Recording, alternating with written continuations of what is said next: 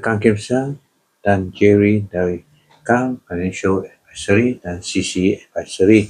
Jadi hari ini kita punya topik ialah isu kesesakan jalan raya di Sabah. Ya, adakah ia berlaku di seluruh Sabah?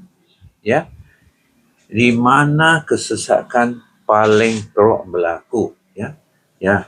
Jadi di kawasan Greater Kota Kinabalu dan sekitarnya termasuk Inanam, Sepanggar, Koridor Utara Kota Kinabalu, khususnya kawasan Inanam, Mengatar dan Sepanggar, ya, Sepa Media, ya, mengalami kesesakan yang teruk, ya.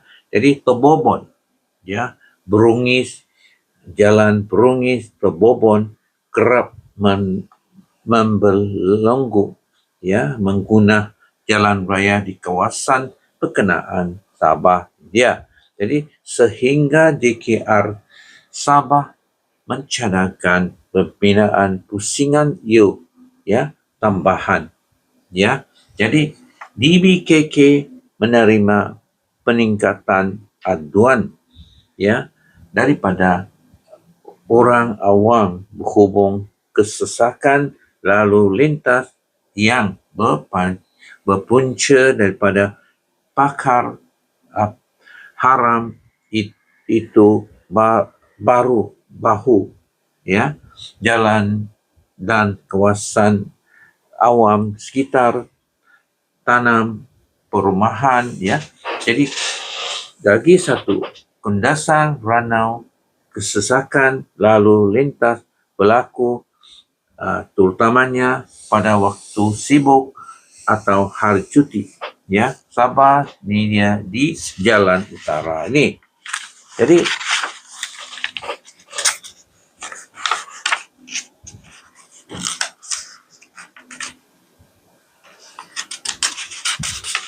ya, sampai sinilah saya jemput Jerry untuk jelaskan sedikit tentang hal ini. Jerry? Kesesakan jalan di Sabah. Kesannya dari perancang keuangan Sabah. Right? Okay. Kos masa dan productivity. Kesesakan menyebabkan pekerja membuang masa berjam-jam di jalan.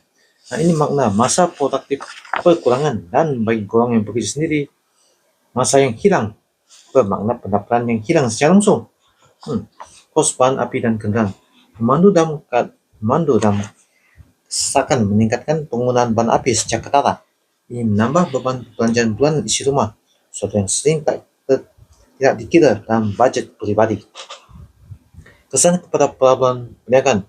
Projek Kota Kinabalu Outer Ring Road dijangka menaikkan masa perjalanan di antara kawasan perumahan, perindustrian dan pelabuhan, serta meningkatkan kecekapan logistik yang menghubungkan pelabuhan Sepanggar. Ini menunjukkan kesesakan melambatkan rantaian dan logistik yang beri kesan pada kos operasi perniagaan. Kesan pada sektor pelancongan. Gajah mendapati pelancong datang ke Kundasang Sabah. Rasa terganggu apabila mereka tidak dapat meletakkan kendaraan disebabkan jalan yang sempit dan sesakan yang telah mencatkan keinginan para pelancong luar. Ini mengurangkan hasil ekonomi daripada sektor pelancongan penting bagi Sabah. Setakat ini saya penyampaian. Terima kasih. Ya, terima kasih kepada Jerry untuk mengulas sedikit tentang hal ini. Jadi sampai sinilah. Sila like, subscribe dan sokong dan share. Terima kasih.